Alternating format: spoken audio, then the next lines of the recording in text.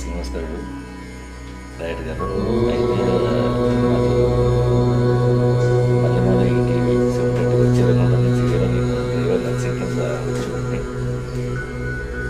అనిల్ కుమార్ గారి డైరెక్షన్లో వచ్చే రంగుల నర్సింగ్ గారు ఆ టైంలో నాకు చాలా హెల్ప్ చేశారు మన కోడేటి శ్రీనివాస్ గారు.